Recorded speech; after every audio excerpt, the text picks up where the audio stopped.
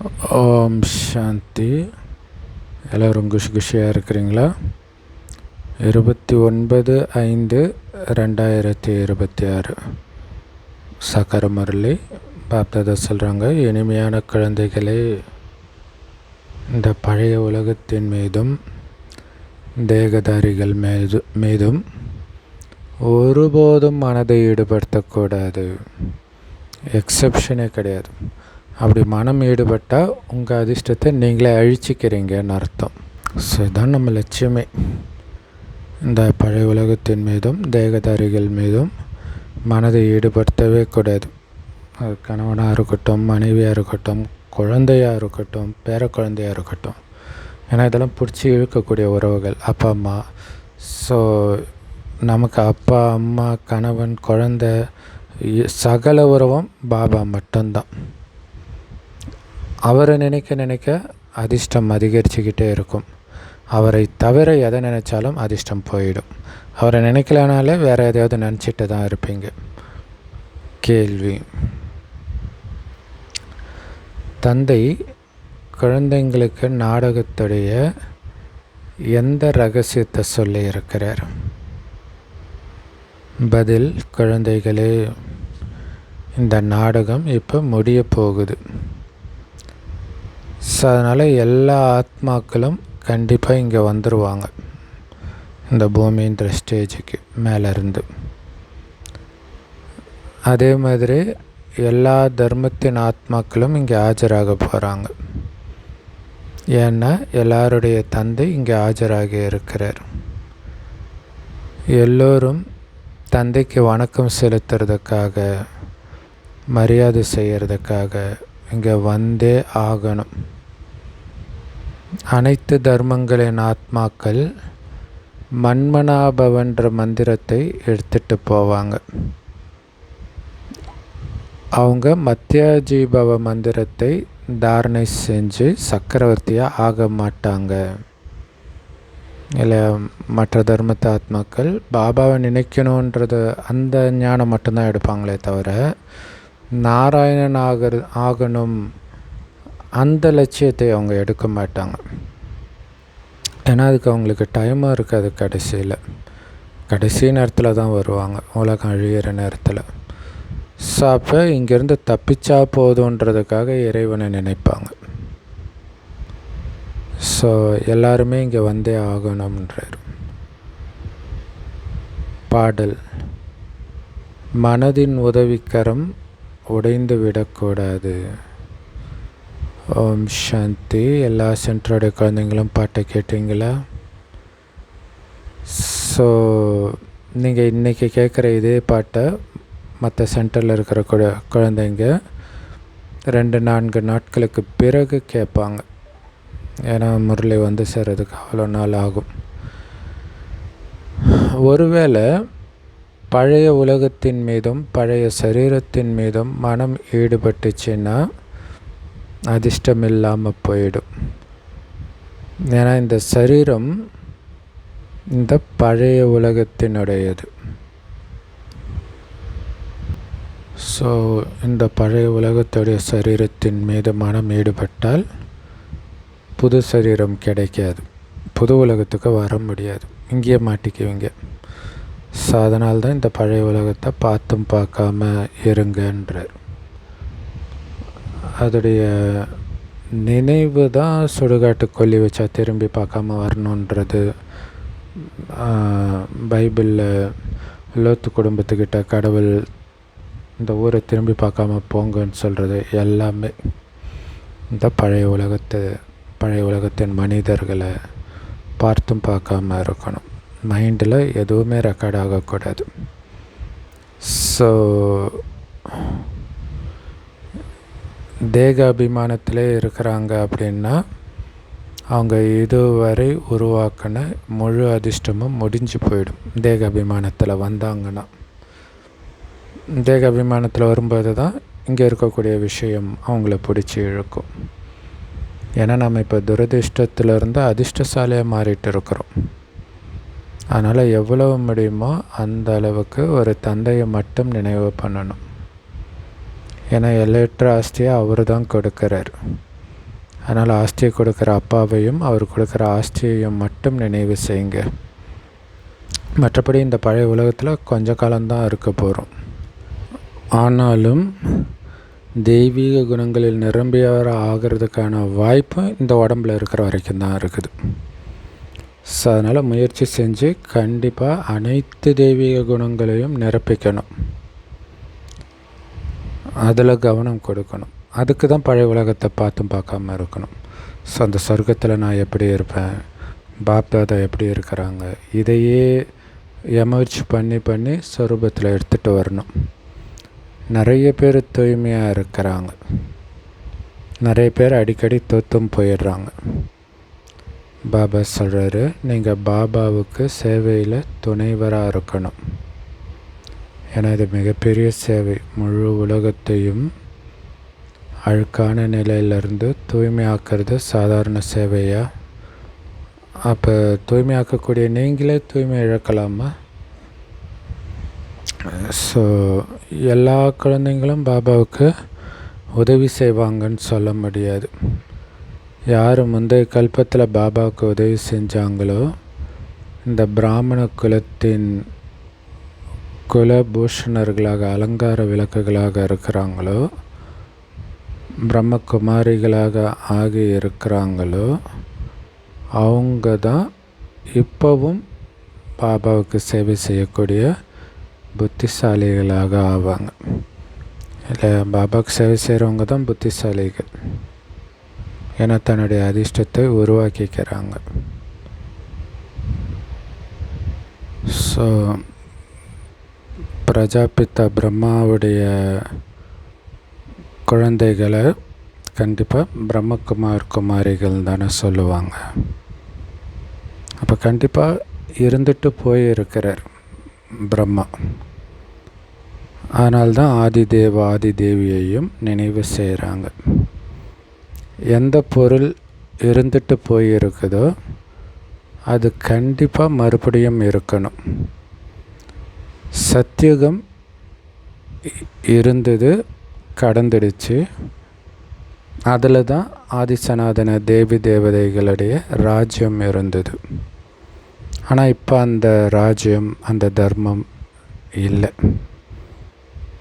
அந்த தர்மத்துடைய பேரை மாற்றிட்டாங்க. தேவி தேவதைகளோ தூய்மையான இல்லற மார்க்கத்தின் ராஜ்யத்தை செஞ்சிட்டு இருந்தாங்க. அவங்க தான் இப்போ 84 பிறவிகளின் கடைசியில் இருக்கிறாங்க. தூய்மையான இல்லற மார்க்கம் நடத்தியவர்களை, தூய்மையான ராஜ்யம் நடத்தியவர்கள் இன்றைக்கி அழுக்காக இருக்கிறாங்க கடைசி ஜென்மத்தில். அதனால் இப்போ அவங்க தூய்மையாகவும் இல்லை, அந்த ராஜ்யமும் இல்லை. தூய்மையும் இழந்துட்டாங்க, அதனால் ராஜ்யத்தையும் இழந்துட்டாங்க. மீண்டும் உங்களை தூய்மையாக்கி அந்த ராஜ்யத்தை கொடுக்கறதுக்குத்தான் பாபா வந்திருக்கிறார். ஸோ அதனால் பாபா சொல்கிறார், தூய்மையற்றவர்கள் மீது உங்கள் புத்தியின் தொடர்பை ஈடுபடுத்தாதீங்க, ஒரு தந்தையை மட்டும் நினைவு செய்யுங்க அப்படின்னு சொல்கிறார். நாம் தந்தையுடைய வழிப்படி நடந்து தந்தைக்கிட்டேருந்து ஆஸ்தி எடுத்துகிட்டு இருக்கிறோன்னு நம்ம தெரிஞ்சிருக்கிறோம். ஸோ எப்படி ஆஸ்தி அடையிறதுன்ற யுக்தியையும் பாபா சொல்கிறார். இல்லை, மெயினாக பாபாவுடைய நினைவு தான் எது செஞ்சாலும். மனிதர்கள் பலவிதமான யுக்திகளை உருவாக்குறாங்க. சிலருக்கு சயின்ஸோடைய கர்வம் இருக்குது, சிலருக்கு மெடிசின், அதாவது மருத்துவத்துடைய கர்வம் இருக்குது. மனிதர்களுடைய இதயம் கெட்டு போயிடுச்சுன்னா உடனே பிளாஸ்டிக் சர்ஜரி பண்ணி பிளாஸ்டிக் இதயத்தை செஞ்சு வச்சிடலான்னு சொல்கிறாங்க. ஸோ இது மாதிரி நிறைய இயற்கையானதை நீக்கிட்டு செயற்கையானதை பயன்படுத்திக்கிட்டே இருக்கிறாங்க. இதுவும் ஒரு விதமான கலையாக இருக்குது. ஆனால் இதன் மூலமாக அல்ப காலத்திற்கான சுகம்தான் இருக்கும். இல்லை, அதனால் நிரந்தரமாக மரணத்தை ஒன்றும் அவங்க அழிச்சிட முடியாது, வென்றுவிட முடியாது. ஏன்னா நாளைக்கு இறந்துட்டாங்கன்னா உடம்பே அழிய போகுது. அப்போ இதனால் பிராப்தி எதுவும் கிடையாது. அல்ப காலத்திற்கு கிடைச்சது பிராப்தி, அவ்வளோதான். அறிவியல் மூலமாக நிறைய அதிசயங்கள் செஞ்சு காட்டுறாங்க. ஆனால் அந்த அதிசயங்கள் எல்லாமே குறுகிய காலத்துக்கு தான். இந்த விஷயமோ முற்றிலும் தனிப்பட்டது. தூய்மையான ஆத்மா, அது இதில் வேறு அவங்களே சொல்லிவிடுவாங்கள்ல, இந்த சர்ஜரி பண்ணால் இத்தனை வருடம் வரைக்கும் கேரண்டி அப்படின்னாலே அதுக்கப்புறம் அதோட முடிஞ்சதுன்ற அந்த எண்ணமே அவங்களுக்கு ஆல்மோஸ்ட் அவங்களுடைய ஆயுளை ஏற்கனவே அவங்கக்கிட்ட சொல்லிட்ட மாதிரி தான். ஸோ நிறைய பேர் கரெக்டாக அவங்க சொன்ன வருடத்துக்கு அப்புறம் இறப்பாங்க. ஏன்னா அவங்க யோசித்து பார்ப்பாங்க, 15 வருஷம் சொல்லியிருக்கிறாங்க, 15 வருஷம் முடிஞ்சிச்சு, அவ்வளோதான் அப்படின்னு நினச்சி இறந்தவங்களாம் நான் பார்த்துருக்குறேன். ஸோ ஆனால் பாபா சொல்கிற விஷயமும் முற்றிலும் தனிப்பட்ட விஷயம் இல்லை, ஜென்ம ஜென்மத்திற்கான பலனை கொடுக்கக்கூடிய விஷயம். 21 ஜென்மத்துக்கு பலனை அனுபவிக்குது இந்த ஒரே ஒரு ஜென்மம் தூய்மையாகிறதன் மூலமாக. பிறகு 84 பிறவி எடுத்து இப்போ தூய்மையை இழந்துடுச்சு. அந்த தூய்மையற்ற ஆத்மாவை ஒரு தந்தையை தவிர வேறு யாராலையும் மறுபடியும் தூய்மையாக்க முடியாது. அதனால தான் எல்லா புகழும் அவர் ஒருவருக்கே. ஸோ அனைவரின் பதித்த பாவனர்,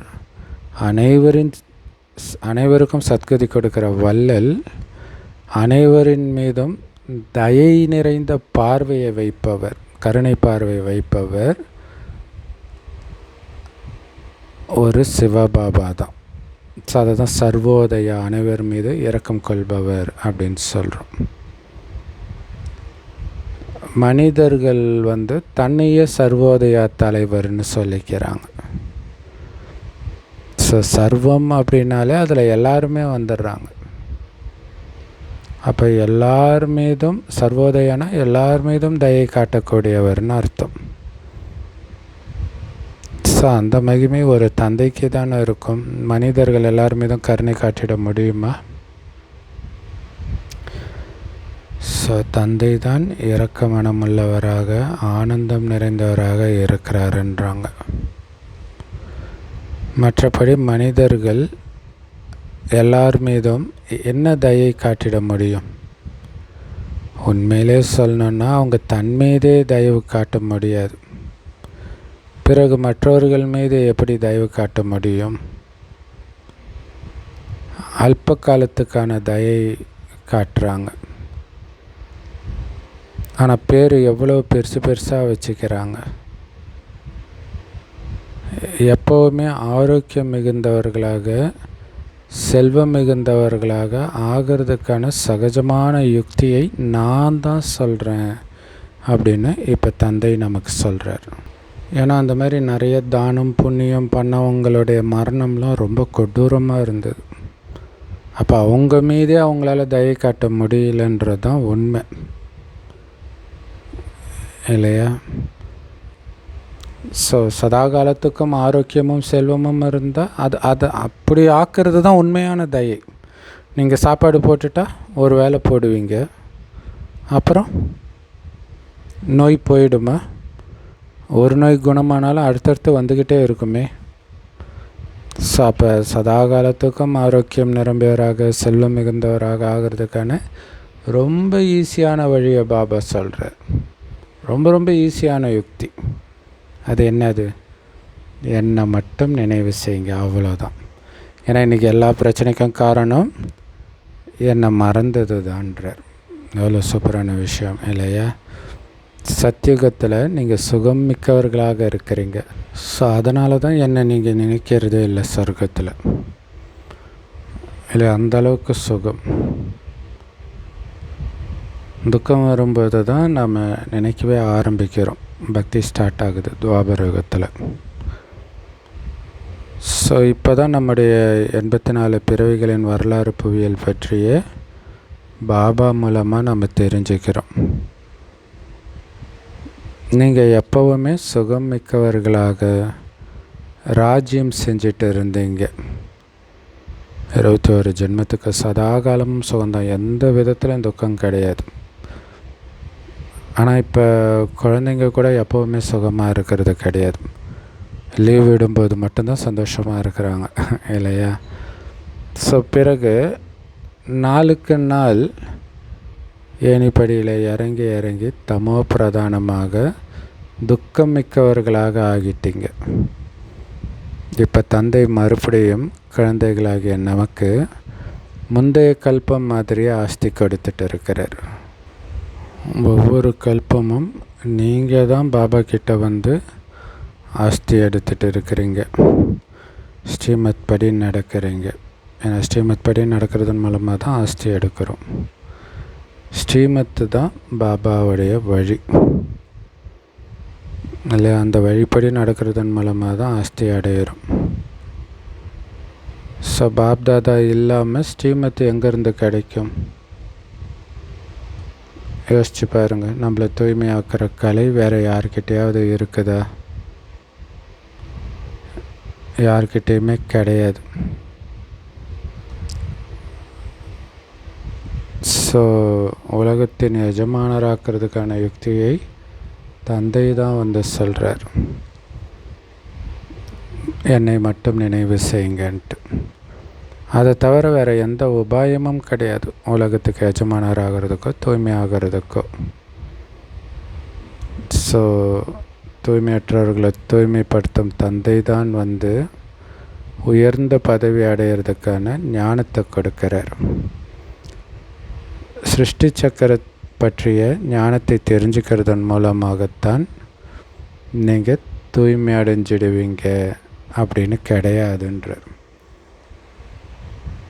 இல்லையா? நினைத்தால்தான் தூய்மை ஆகும். சிருஷ்டி சக்கரத்தை தெரிஞ்சுக்கிட்டாலே தூய்மை ஆகிட மாட்டோம். ஏன்னா அந்த ஞானம் ரொம்ப ஈஸி. பாபாவை நினைக்கணும். என்னை நினைவு செய்யுங்கள்னு பாபா சொல்கிறார். இந்த யோகாக்னியின் மூலமாக தான் உங்களுடைய பாவக்குடம் காலியாகும்னு பாபா சொல்கிறார். ஸோ பாவத்தினால் நிரம்பி இருக்கிற நம்முடைய குடம் பாபா நினைவுன்ற அக்னி மூலமாக தான் காலியாகும்ன்றார். நீங்கள் தான் 84 பிறவிகள் எடுத்து எடுத்து மிகவும் அழுக்காகி இருக்கிறீங்கன்றார்.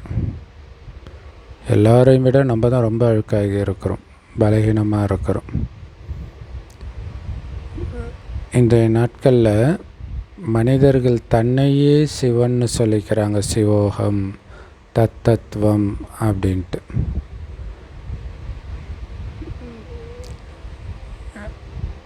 இல்லாட்டினா நானே பரமாத்மாவுடைய ரூபமாக இருக்கிறேன் அப்படி சொல்லிடுறாங்க. ஆத்மாவே பரமாத்மான்னு சொல்கிறாங்க. இப்போ தந்தை வந்திருக்கிறார். அதனால் தந்தையுடைய நினைவை மற்றவர்களுக்கு கொடுக்க வேண்டி இருக்குது. அவரை பற்றி அறிமுகத்தை கொடுக்க வேண்டி இருக்குது. ஸோ அவரை நினைக்கணும், ஏன் நினைக்கணும், எப்படி நினைக்கணும், எல்லாத்தையும் சொல்ல வேண்டி இருக்குது. எல்லோருக்கும் சத்கதி கொடுக்குற வல்லலோ ஒரே ஒரு பரமபிதா பரமாத்மா தான். ஸோ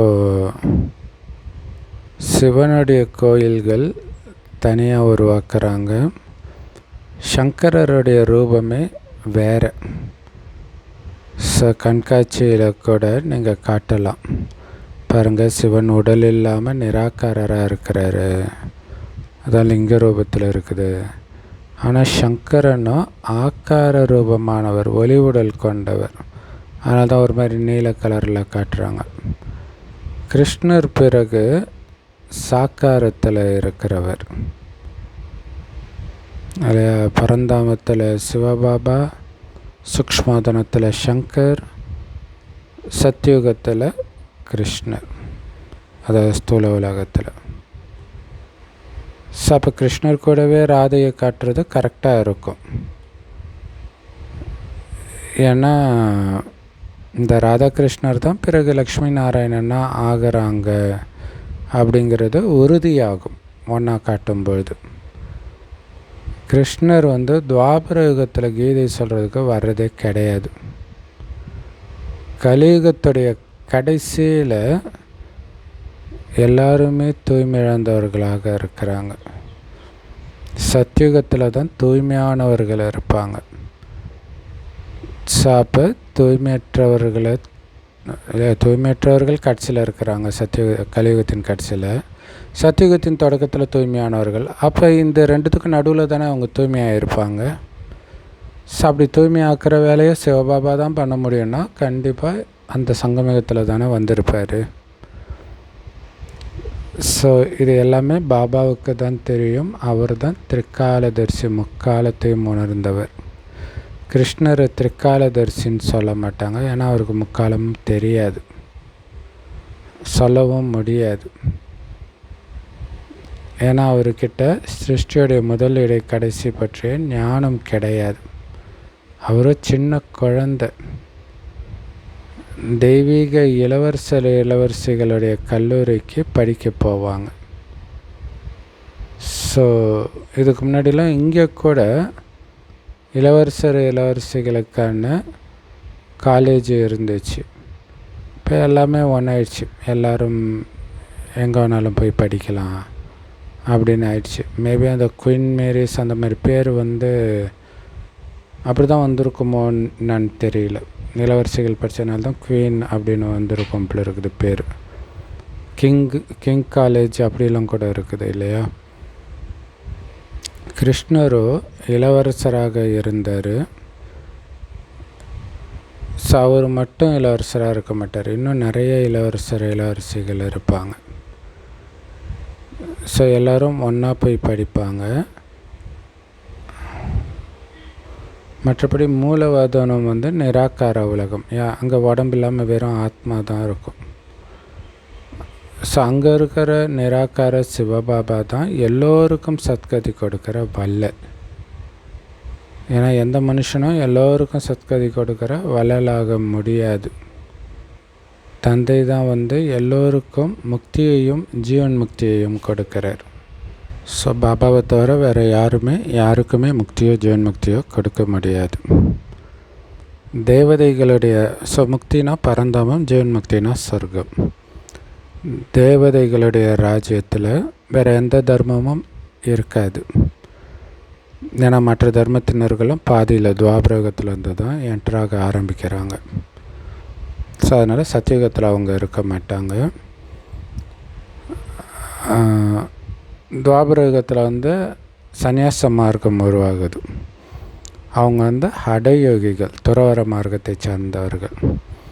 அவங்களால ராஜயோகத்தை புரிச்சிக்க முடியாது. கணவன் மனைவி ஒன்றா இருந்துக்கிட்டே தூய்மையாக இருக்கிறது அது எப்படி அப்படின்னு நினைப்பாங்க. ஸோ இந்த ராஜயோகம் இல்லற மார்க்கத்தினர்களுக்கானது. பாரதம் தூய்மையான இல்லற மார்க்கமாக இருந்தது. இப்போ கலியுகத்தில் எல்லோரும் தூய்மையற்ற இல்லறவாசிகளாக ஆகிட்டாங்க. பகவானுடைய மகா வாக்கியம், என்னை மட்டும் நினைவு செய்யுங்க. ஸோ பாபாவை மட்டும் நினைவு செய்வது எந்த அளவுக்கு முக்கியமோ அதே அளவுக்கு இந்த பழைய உலகத்தையும் பழைய உலகத்தின் தேகத்தின் சம்பந்தங்களின் மீதும் மனதை ஈடுபடுத்தாமல் இருக்க வேண்டியதும் ரொம்ப ரொம்ப முக்கியம். அப்படி ஈடுபடுத்தினீங்கன்னா உங்களுடைய அதிர்ஷ்டம் கெட்டு போயிடும். ஏன்னா இந்த மாதிரி தான் பலருடைய அதிர்ஷ்டம் கெட்டு போயிடுதுன்றார். ஏதாவது தவறான காரியம் செஞ்சிங்கன்னா அது இறுதி காலத்தில் முன்னாடி வரும், ஞாபகம் வரும், காட்சி தெரியும். பல குழந்தைங்க ரொம்ப மூடி மறைச்சி பாவம் செய்கிறாங்க. இந்த பிறவியில் செஞ்ச பாவ கர்மங்கள் குறித்து பாபாவுக்கு நீங்கள் சொல்லிட்டீங்கன்னா பாதி தண்டனை குறைஞ்சிடும். ஆனால் வெக்கப்பட்டுக்கிட்டு சொல்கிறது கிடையாது. அழுக்கான வேலைகள் நிறைய பண்ணுறாங்க. ஸோ அப்போ அது எல்லாமே புத்தியில் ஞாபகம் இருக்கும்ல. ஸோ பாபா கிட்டே சொல்லிட்டிங்கன்னா விடுபட்டுடும். இல்லை பாபா கிட்டே சொல்லிட்டேன், அப்போ பாபாவுக்கு தெரிஞ்சிருச்சு, இனிமேல்ட்டு நான் பண்ணக்கூடாது அப்படின்னு ஒரு வைராக்கியம் வரும். பாபா சொல்கிறார், நான் அழிவற்ற சர்ஜன். ஸோ வெக்கப்பட்டுக்கிட்ட வியாதியை சர்ஜன்கிட்ட தெரியப்படுத்தலைன்னா எப்படி விடுபடும்? வைத்தியம் பார்க்கணுன்னா டாக்டர்கிட்ட சொன்னால் தானே அதற்கேற்ற வைத்தியம் பண்ணுவார். ஸோ எந்த பாவ கர்மம் செஞ்சுருந்தாலும் அதை நீங்கள் பாபா கிட்ட சொல்லிட்டீங்கன்னா பாதி மன்னிப்பு கிடைச்சிடும். தெரியப்படுத்தலைன்னா அந்த பாவம் வளர்ந்துக்கிட்டே இருக்கும். அதிகமாக சிக்கலில் மாட்டிக்குவீங்க. பிறகு அதிர்ஷ்டம் அழிஞ்சு துரதிர்ஷ்டம் வந்துடும். பாபா சொல்கிறாரு, தேகத்தின் மீது கூட சம்பந்தம் வைக்காதீங்க. எப்போவுமே என்னை மட்டும் நினைவு செஞ்சுக்கிட்டே இருங்க. அப்போ தான் எந்த அழுக்கான காரியமும் பண்ண மாட்டீங்க. ஏன்னா பாபா தர்மராஜராகவும் இருக்கிறார். அவர்கிட்ட கூட மறைத்தபடி இருந்தீங்கன்னா உங்களை விட அதிக தண்டனை வேறு யாருக்கும் கிடைக்காதுன்றார். எந்த அளவுக்கு நேரம் நெருங்கிட்டு இருக்குதோ அந்த அளவு எல்லோருக்கும் காட்சிகள் தெரிந்தபடி இருக்கும். ஸோ அப்படி காட்சி கிடைக்க கிடைக்க நேரம் நெருங்கிட்டு இருக்குதுன்னு நம்ம புரிஞ்சுக்கலாம். இப்போ எல்லோருக்கும் கடைசி காலம். எல்லோரும் தூய்மை இல்லாமல் தான் இருக்கிறாங்க. கண்டிப்பாக பாவங்களுக்கு தண்டனை கிடைக்கும். எப்படி ஒரு வினாடியில் ஜீவன் முக்தி கிடைக்குதோ அதே மாதிரி ஒரு வினாடியில் தண்டனைகளின் உணர்வு பல காலங்களாக அனுபவித்தபடி இருக்கிற மாதிரி இருக்குன்ற. இது மிகவும் சூட்சுமமான எந்திரமாகும். எல்லாருக்கும் இது கடைசி காலம். கண்டிப்பாக தண்டனை அனுபவிக்க வேண்டியிருக்கும். பிறகு எல்லா ஆத்மாக்களும் தூய்மை அடைஞ்சு போவாங்க. தந்தை தான் தூய்மையற்ற ஆத்மாக்களை தூய்மையானவர்களாக ஆக்குறார். ஸோ பாபா அதை திரும்ப திரும்ப சொல்கிறார், தூய்மை ஆகாமல் போக முடியாது, வழியே கிடையாது. ஒன்று பாபா நினைவிலிருந்து தூய்மையாகி போகணும், அல்லது தண்டனை அனுபவித்து தூய்மையாகி போகணும். ஸோ 2 விதமாக பாபா தூய்மையாக்குறார். அடித்து தூய்மையாக்குவார், இல்லை ஞானத்தை கொடுத்தே தூய்மையாக்குவார். ஸோ ஞானத்தை கேட்டு தூய்மையாகிறது தான் புத்திசாலித்தனம் இல்லையா? தந்தையை தவிர வேறு யாருக்கும் இந்த சக்தி கிடையாது, தூய்மையாக்குற சக்தி. 63 பிறவிகள் பாவங்கள் செய்தபடி உங்களுடைய பாவக்குடம் நிரம்பி போயிடுச்சு. ஸோ எல்லாரையும் மாயின் கிரகணம் பிடிச்சிக்கிச்சு. ஸோ அதிலும் குறிப்பாக உங்கள் மேலே தான் மிகப்பெரிய கிரகணம் பிடிச்சிருக்குதுன்றார் பாபா குழந்தைங்க மேலே. ஏன்னா நீங்கள் அனைத்து தெய்வீக குணங்களும் நிரம்பியவர்களாக இருந்தீங்க. பிறகு உங்கள் மேலே கிரகணம் பிடிச்சது. ஸோ இப்போ அந்த கிரகணத்திலேருந்து விடுபடுறதுக்கான ஞானமும் உங்களுக்கு தான் கிடைச்சிருக்குது. நீங்கள் பாரதத்தின் எஜமானர்களாக இருந்தீங்க. பிறகு 84 பிறவிகள் நீங்கள் அனுபவிச்சிங்க. நீங்கள் தேவி தேவதா தர்மத்தினராக இருந்தீங்க. பிறகு தூய்மையற்றவர்களாக ஆனதுனால உங்களை இந்துக்கள்னு சொல்லிக்கிட்டீங்க. உண்மையிலே ஹிந்துன்ற ஒரு தர்மத்தை யாருமே ஸ்தாபனை பண்ணலை. மடாலயங்களை ராஜ்யம்னு சொல்ல மாட்டாங்க. ராஜாக்களுடையது தான் ராஜ்யம். 1ஆம் லக்ஷ்மி நாராயணன், 2ஆம் லக்ஷ்மி நாராயணன், 3ஆம் நாராயணன்ட்டு அப்படியே ராஜ்யம் நடக்கும் வம்சம் வம்சமாக. ஆனால் மடாலயம் அப்படி கிடையாது. அவங்க குழந்தைங்க கிடையாது, அவங்க சன்னியாசிகள் தானே. ஸோ அதனால தான் அதை ராஜ்யம்னு சொல்ல முடியாது. அது குரு பரம்பரை அப்படின்வாங்க. ஸோ தூய்மையாக இருந்து கொஞ்சம் கொஞ்சமாக தூய்மை இழக்கிறதும் நடந்தே தீரணும். நாடகத்தில் நிச்சயிக்கப்பட்டு இருக்குது. ஸோ நிறைய பேர் கேட்பாங்க இல்லையா, பைபிளில் ஏன் கனி சாப்பிட்டாங்க, கடவுள் தடுத்திருக்கலாமே. அது நாடகத்தில் நிச்சயிக்கப்பட்டு இருக்குது. அந்த நேரம் கடவுள் வர்றதும் கிடையாது. ஸோ எப்போ தூய்மையற்றவர்களாக ஆகிறாங்களோ அதிலிருந்து அவங்க தங்களை தேவதைகள்னு சொல்லிக்கிறது கிடையாது. ஏன்னா தேவதைகள் பூஜைக்குரியவர்கள்.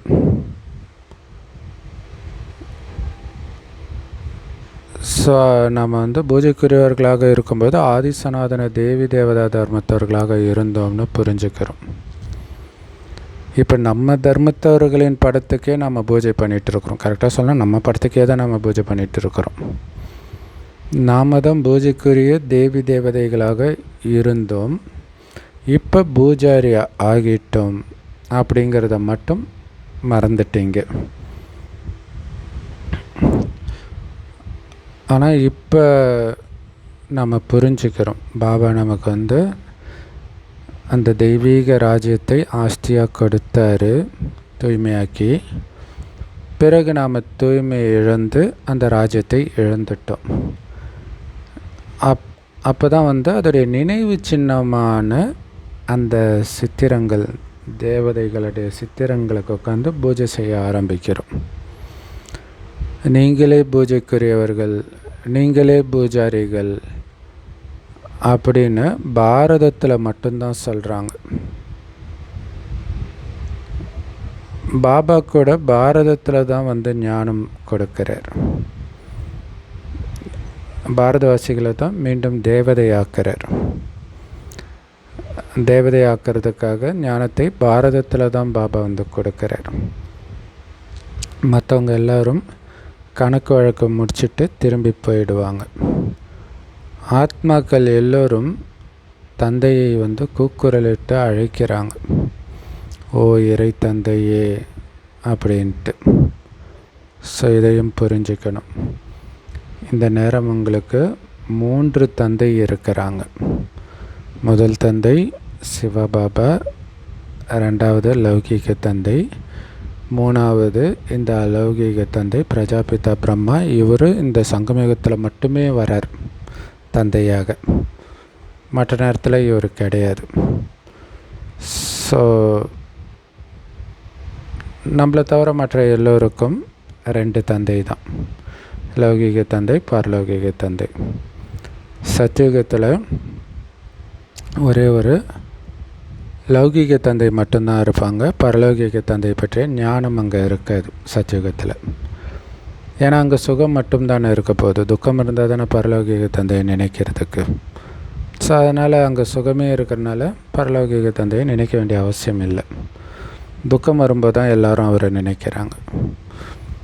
ஸோ சங்கமயுகத்துக்கு வந்தானே இல்லையா, துவாபரகத்தில் 2 தந்தை ஆகிடுறாங்க, கடவுளையும் சேர்த்து நினைக்கிறோம். சங்கமயுகத்துக்கு வரும்போது 3 தந்தை ஆகிடுறாங்க, பிரம்மா பாபாவும் வந்துடுறார். ஸோ இதை புரிஞ்சுக்கணும். சொர்க்கத்தில் ஆத்மாபிமானியாக இருந்தோம், பிறகு துவாபரகத்தில் தேக அபிமானத்தில் வந்துடுறோம். இப்போ மறுபடியும் ஆத்மாபிமானி ஆகிறதுக்கான முயற்சியும் பண்ணுறோம், பரமாத்மா அபிமானியாகவும் இருக்கிறோம். 2 ஆத்மாபிமானியாகவும் இருக்கிறோம், பரமாத்மா அபிமானியாகவும் எப்போ இருக்கிறோம், சங்கமயுகத்தில் மட்டும்தான் இருக்கிறோம். ஸோ சத்தியுகத்தில் ஆத்மாபிமானியாக இருப்போம், ஆனால் பரமாத்மாவை பற்றி தெரியாது. ஸோ இப்போ தான் தெரிஞ்சுக்கிறோம், நாம் எல்லோரும் அந்த தந்தையுடைய குழந்தைங்க, அவர்கிட்ட ஆஸ்தி எடுத்துகிட்டு இருக்கிறோம் அப்படிங்கிற சுத்த அபிமானம் நமக்கு இருக்குது. கடவுள்கிட்ட இருந்து ஆஸ்தி எடுக்கிறன்ற அபிமானம். அவர் நமக்கு அப்பாவாக, டீச்சராக, சத்குருவாக இருக்கிறார். ஸோ அவருடைய இந்த மகிமைகளையும் நாம் புரிய வைக்கணும். அவர் தான் எல்லா குழந்தைங்களுக்கும் ஆஸ்தி கொடுக்குறார். ஸோ ஆக்சுவலாக பாபா, அப்பா, டீச்சர், சத்குரு 3 ரூபத்தில் இருக்கிறது தான் அங்கே திரித்துவம் அப்படின்ட்டு அந்த 3க்கு ஒரு மகிமை இருக்குது. எல்லா மதத்துலேயும் 3ஆம் பிறை எல்லாமே இந்த 3 ரூபத்தில் 3 உறவுகளில் பாபா இருக்கிறது தான். ஸோ அதனால் அவருடைய இந்த மகிமையும் நம்ம புரிய வைக்கணும். அவர் தான் எல்லா குழந்தைங்களுக்கும் ஆஸ்தி கொடுக்கிறார்.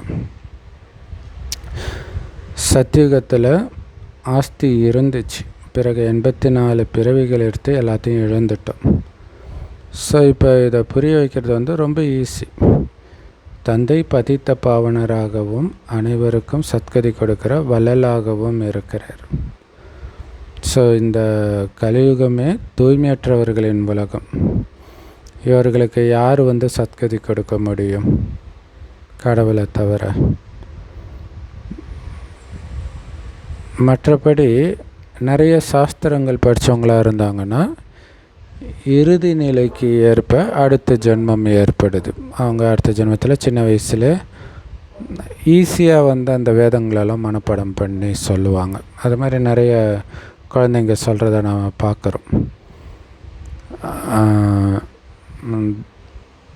தந்தை குழந்தைகளாகிய நமக்கு எவ்வளோ நல்ல இனிமையிலும் இனிமையான விஷயங்களை சொல்கிறார். குழந்தைகளே, நீங்கள் தமோ பிரதானமாகிட்டீங்க. இப்போ மறுபடியும் தந்தையை நினைவு செஞ்சீங்கன்னா துரு நீங்கிடும் அப்படின்னு சொல்கிறார். இப்போ நாடகம் முடியுது, எல்லோருமே வந்தாகணும். ஸோ கிறிஸ்து முதலான அனைத்து ஆத்மாக்களும் ஆஜராகி இருக்கிறாங்க. அவங்களும் தந்தைக்கிட்ட தலை வணங்கி மரியாதை செலுத்த வருவாங்க. ஸோ அவங்க தர்மஸ்தாபகர்கள் இல்லையா, அதனால் அவங்க சக்கரவர்த்தி ராஜாவாக முடியாது சொர்க்கத்தில். ஜஸ்ட்டு தந்தையை மட்டும் நினைவு செய்வாங்க. மன்மனாபவன்ற மந்திரத்தை மட்டும் எடுத்துகிட்டு போவாங்க. ஆனால் உங்களுடையது மன்மனாபவ மற்றும் மத்தியாஜிபவன்ற இரட்டை மந்திரம். இல்லை, நாராயணன் ஆகிறதுக்காக பாபாவை நினைக்கிறோம். அவங்க இங்கேருந்து தப்பிச்சு போனால் போதுன்ட்டு பாபாவை நினைப்பாங்க. ஸோ தந்தை எவ்வளவு நல்ல நல்ல யுக்திகளை சொல்கிறார். நல்லது, அற்புதமான முரளி கொடுத்த அன்பான தாய் தந்தை பாப்தாதாவுக்கு அன்பு நினைவுகள் மற்றும் காலை வணக்கம். பாபா சொல்கிறாங்க, இந்த பழைய உலகத்தில் இருந்துக்கிட்டே முயற்சி செஞ்சு அனைத்து குணங்களிலும் நிரம்பியவராக கண்டிப்பாக ஆகணும். இந்த பழைய உலகத்தில் இருந்துக்கிட்டே இதுதான் ட்ரைனிங் கிரவுண்டு. இல்லை, இங்கேயே நீங்கள் அசுர குணத்தை வெளிப்படுத்தலை, தெய்வீக குணங்களை நிரப்பிட்டீங்கன்னா அதுக்கப்புறம் அசுர குணத்தை வெளிப்படுத்தக்கூடிய சூழ்நிலையும் இருக்காது சொர்க்கத்தில். ஸோ அதனால் இது ட்ரைனிங் கிரவுண்டுன்னு புரிஞ்சுக்கிட்டு இங்கேயே அனைத்து குணங்களும் நிரம்பியவர ஆகணும். ஆகிறது கஷ்டம்தான், ஆனால் வேறு வழி இல்லை. இது மட்டும்தான் வாய்ப்பு. இப்போ மட்டும்தான் வாய்ப்பு. இந்த பழைய சரீரம், இந்த பழைய உலகத்தின் மீது மனதை ஈடுபடுத்தவே கூடாது. அதிர்ஷ்டசாலி ஆகணும். மனதை ஈடுபடுத்தலைனா தான் அதிர்ஷ்டசாலி ஆவீங்க.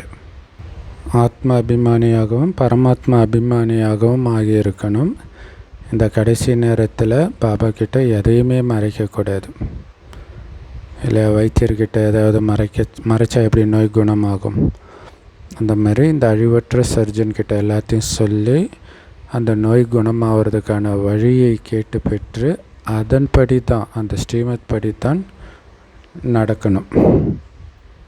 வரதானம், கெட்ட சகவாசத்திலிருந்து தூர விலகி சதா தந்தையின் நெருக்கத்தின் பாக்கியத்தை பலனாக அடையக்கூடிய நேர்மையுடன் தேர்ச்சி பெறுபவர் ஆகுங்கள். அதுக்கு விளக்கம், பாபாவுடைய நெருக்கத்தில் இருக்க விரும்புகிறீங்கன்னா எந்த ஒரு கெட்ட சகவாசத்திலிருந்தும் தூர விலகி இருக்கணும். ஏன்னா குப்பை தொட்டியும் பாபாவும் ஒன்றா இருக்க மாட்டார். ஒன்று குப்பை தொட்டி இருக்கும், இல்லை பாபா இருப்பார். ஸோ பாபாவை தவிர எல்லாமே குப்பை தொட்டி தான் இல்லையா. ஸோ அதனால் எல்லா கெட்ட சகவாசத்துலேருந்தும் தூர விலகி இருந்தாலே பாபாவுக்கு நெருக்கத்தில் தான் இருப்போம். அநேக விதமான ஈர்ப்புகள் உங்களை சோதிக்கிறதுக்காக வரும். செக் பண்ணுறதுக்கு வருதுன்னு புரிஞ்சுக்கணும். சோதனை ரூபத்தில் வரும். ஆனால் நீங்கள் அதனால் ஈர்க்கப்பட்டுடக்கூடாது. ஏன்னா கெட்ட சகவாசம் பல விதத்தில் இருக்குது. வீண் எண்ணங்கள் அல்லது மாயின் கவர்ச்சிக்கான சங்கல்பங்களின் சகவாசம், சம்பந்திகளின் சகவாசம், வார்த்தைகளின் சகவாசம், உணவின் சகவாசம், கர்மத்தின் சகவாசம், இந்த மாதிரி அனைத்து கெட்ட சகவாசத்திலிருந்தும் உங்களை நீங்கள் பாதுகாத்துக்கணும். அப்படி உங்களை பாதுகாத்துக்கிறவங்க தான் நேர்மையோடு தேர்ச்சி அடைய முடியும். இப்போ பாருங்களேன், மற்றவங்க யாரும் இல்லாட்டினா கூட உங்களுக்குள்ளே வீண் எண்ணம் வருது பாருங்கள், அதுவே சகவாசன்றார். அந்த சகவாசத்தையும் கட் பண்ணணும். அடுத்தது மாயின் கவர்ச்சிக்கான சங்கல்பங்களின் சகவாசம். ஸோ பலவிதமான கவர்ச்சி இருக்குது இல்லையா, இன்டர்நெட்டு இது எல்லாமே நிறைய இருக்குது. ஸோ அந்த எண்ணங்களின் சகவாசன்றார் இல்லையா. அந்த கவர்ச்சிக்கான எண்ணங்கள், அதை பற்றி சிந்தனை வருது பாருங்க, அந்த சகவாசத்தை கட் பண்ணுறது. கட்ட சொல்லணும், அந்த விகார எண்ணங்கள் அதை கட் பண்ணணும். அடுத்தது சம்பந்திகள், தொடர்புகளின் சகவாசம். அடுத்தது பேச்சு, வார்த்தையின் சகவாசம். அடுத்தது உணவு, இல்லையா, பாபா சாப்பிடக்கூடாதுன்ற உணவு, வெளியில் சாப்பிட்றது, இந்த மாதிரி அதை கட் பண்ணணும். அடுத்தது கர்மத்தின் சகவாசம், பாபா செய்யக்கூடாதுன்ற கர்மத்தை பழக்க தோஷத்தினால பண்ணுறது. இந்த மாதிரி எல்லா கெட்ட சகவாசத்திலிருந்தும் உங்களை பாதுகாத்துக்கிட்டிங்கன்னா தான் மதிப்போடு பாஸ் ஆக முடியும் அப்படிங்கிறார். செம பவர்ஃபுல்லான வரதானம் இல்லையா? ஏன்னா இதில் பார்த்திங்கன்னா கெட்ட சகவாசத்துலேருந்து தூர விலகி சதா தந்தையின் நெருக்கத்தின் பாக்கியத்தை பலனாக அடையக்கூடிய நேர்மையுடன் தேர்ச்சி பெறுபவர் ஆகுங்கன்றாங்க. அப்போ பாபாவுடைய நெருக்கத்தில் இருக்கிறதே ஒரு பாக்கியம் இல்லை. இந்த குப்பையெல்லாம் தள்ளிட்டிங்கனாலே நீங்கள் பாபாவுக்கு நெருக்கத்தில் இருப்பீங்க. ஒரு ஒரு ஒரு ஃபேமஸான ஆளுக்கு பிஏவாக இருக்கிறாங்கன்னு வச்சுக்கோங்களேன். அவர் போய் மற்றவர்களோடெல்லாம் பழகவே மாட்டார். ஏன்னா பழகுனா இவருக்கு டவுட் வந்துடும், இது மூலமாக நம்ம சீக்கிரட்டு வெளில போய், ஏன்னா அந்த பிஏக்கு எல்லாமே தெரியும் இல்லையா. இன்னொருத்தரோட தொடர்பில் இருக்கிறாங்கன்றதே ஒரு விதத்தில் துரோகம் பண்ணுற மாதிரி தான். ஸோ அதனால் அவர் மற்ற தொடர்பு, குறிப்பாக இவங்களுடைய எதிரிகளோட தொடர்பு, அது எதுவுமே இல்லாமல் இருக்கும்.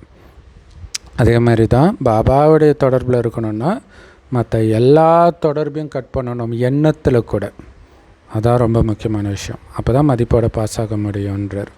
ஏன்னா அப்போ தான் பாபாவுடைய நெருக்கத்தில் இருக்கிற பாக்கியத்தை பலனை அடைய முடியும். இப்போ விட்டிங்கன்னா எப்போவுமே பாபாவை தெரிஞ்சு அவர் கூட நெருக்கத்தில் இருக்க போகிறதே கிடையாது முழு கல்பத்திலும். இப்போ மட்டும்தான் அந்த பாக்கியத்தை இழக்கலாமா? ஸ்லோகன்: நீங்கள் ஃபரிஸ்தாவாக ஆகும் பொழுது பிரச்சனை வந்துச்சுன்னா பாபா உங்களுக்கு குடைநிழல் ஆகிடுவார், பாதுகாப்பு குடைநிழல் ஆகிடுவார். ஃபரிஸ்தாவாகவே நீங்கள் இருந்தீங்கன்னா. இல்லாட்டினா இல்லை, பாபா சொல்கிறத கேட்டால் பாபா உங்களை காப்பாற்றுவார். அப்போ என்ன சொல்கிறார்? நேற்றே சொன்னார் இல்லையா, ஃபரிஸ்தா ஆகிறது தான் நீங்கள் பாப்தாதாவுக்கு கொடுக்குற கிஃப்ட்டு, பெஸ்ட்டு கிஃப்ட்டுன்றார். ஸோ அப்போ உங்களுக்கு பாதுகாப்பு குடைநிழலாக அவர் ஆகிடுவார் பிரச்சனையின் பொழுது அப்படிங்கிறார். சூப்பரான ஸ்லோகன். அவ்விக்தேஷாரா: சதா ஆடாத அசையாத ஏக்கிரஸ்திதியின் அனுபவம் செய்யுங்கள். அதுக்கு விளக்கம்: சதா ஏக்ரஸ், ஆடாத அசையாதவராக ஆகணும், மற்றவர்களையும் ஆக்கணும். அப்படின்னா அதுக்கு விசேஷ சக்தி என்ன தெரியுமா? நாடகம்ன்ற கருத்து தான். எது நடந்தாலும் இது நாடகம், அவ்வளோதான். ஏன் இப்படி பண்ண? நாடகத்தில் இது பதிவாயிருக்கு. டக்கு டக்கு டக்குன்னு முற்றுப்புள்ளி வைக்கணும். இதை தான் ஆடாமல் அசையாமல் இருக்கிறதுக்கான விசேஷ சக்தின்றார். மற்றவர்களையும் அப்படி ஆக்கிறதுக்கான விசேஷ சக்தியும் இது நாடகத்தில் பதிவாகி இருக்குது. இதை சக்தியின் ரூபத்தில் யார் தாரணை பண்ணுறாங்களோ அவங்க ஒருபோதும் மாயக்கிட்ட தோல்வி அடைய மாட்டாங்க, ஆடவோ அசையவோ மாட்டாங்க. இல்லை, இது ஒரு பெரிய சக்தின்றார். ஞானத்தின் சக்தின்றதே இந்த நாடகன்ற ஞானம்தான். ஸோ முதல்ல நாடகம் அப்படின்னு முற்றுப்புள்ளி வச்சுட்டு வீண் எண்ணங்களை சுத்த சங்கல்பமாக மாற்றிடணும் இல்லை. ஏன்னா அந்த விஷயம் கடன்னு வீண் எண்ணத்தை உருவாக்கும். இது நாடகம் முற்றுப்புள்ளி வச்சுட்டு அதை சுத்த சங்கல்பமாக மாற்றிடணும். வீண் எண்ணங்களை ஓட விட்டுறக்கூடாது. பிறகு மாயை கொண்டுட்டு வர பலவிதமான தடைகளை ஈஸ்வரிய ஈடுபாட்டின் ஆதாரத்தில் அழிச்சிடுங்க. இல்லை, பாபா நான் மூணாவது யாரும் இல்லை, வேறு எதையும் நான் இப்போ நினைக்க தயாராக இல்லை. வேறு எண்ணம் வரும், பரவாயில்ல நான் பாபாவை நினைக்கிறேன். இன்னொரு எண்ணம் வருது, பரவாயில்ல நான் பாபாவே நினைக்கிறேன், இதை நான் யோசிக்கலை. அதுதான் அழிக்கிறது இல்லை. அதுதான் இந்த இரத்த பீஜன். அவனை வெட்ட ஒரு துளி ரத்தத்திலிருந்தும் மீண்டும் இன்னொரு அரக்கன் வர்றதா காட்டுவாங்க. அந்த மாதிரி நீங்கள் ஒரு எண்ணத்தையும் அழிக்க மீண்டும் வரும். வர அழிச்சிக்கிட்டே இருங்க. ஒரு டைமுக்கு அப்புறம் வராது, அப்படியே பாபா நினைவிலே முழுக்கணும். ஸோ அப்படி இருந்தால்தான் நாம் மாயையின் எந்த ரூபத்திலும் தோல்வி அடைய மாட்டோம். நாடகம் முற்றுப்புள்ளி வைங்க. வீண் எண்ணங்களை அழியுங்க. பாபா நினைவிலே மூழ்கிடுங்க. ஸோ செம பவர்ஃபுல்லான அவ்யக்த இஷாரா. ஓம் சாந்தி. I love you Bapdada. Thank you Bapdada. குஷியாக இருங்க, குளிர்ச்சியாக இருங்க.